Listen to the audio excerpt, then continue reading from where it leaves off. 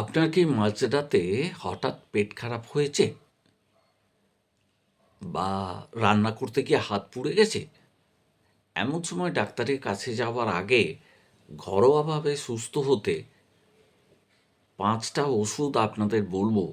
এই ৫টা ওষুধ জাদুর মতো কাজ করে। নমস্কার, আমি মলয় বন্দ্যোপাধ্যায়।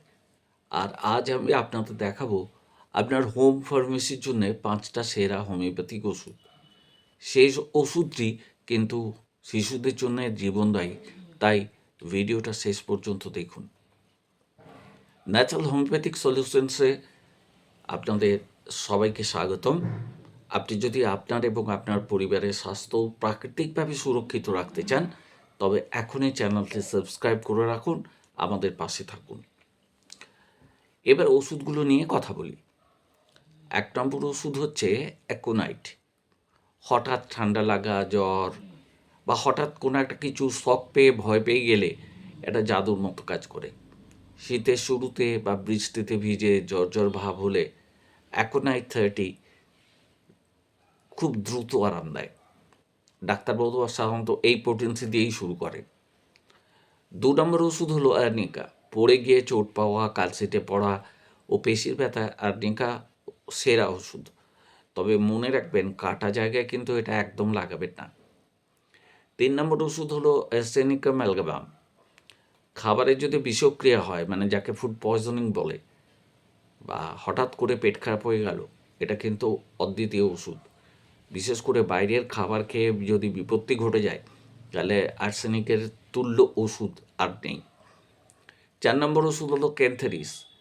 রান্নাঘরে কাজ করতে গিয়ে হঠাৎ তেল ছিটকে এসে আপনার হাতে লাগলো, হাত জ্বলে গেল, তখন ক্যান্থারিস ব্যবহার করুন।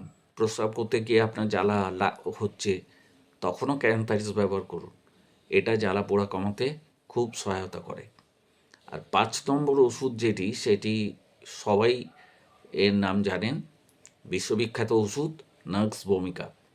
গ্যাস, অ্যাসিডিটি বা বদ হজমের জন্যে এটি রামবাণ বললেই চলে। রাতে ভারী খাবারের পর অস্বস্তি হলে নাক্স ভূমিকা দারুণ কাজ করে। এবার এই সমস্ত ওষুধই আপনারা রাখবেন 30 পোটেন্সিতে, এবং এগুলো ১-২ বার খাবেন। খেয়ে যদি ভালো থাকেন তো ভালো, না হলে ডাক্তারবাবুকে দেখিয়ে নেবেন। এই ওষুধগুলো খাবার আগে মাত্রাটা এই জন্যই বললাম, কারণ এটা জেনে রাখা ভালো।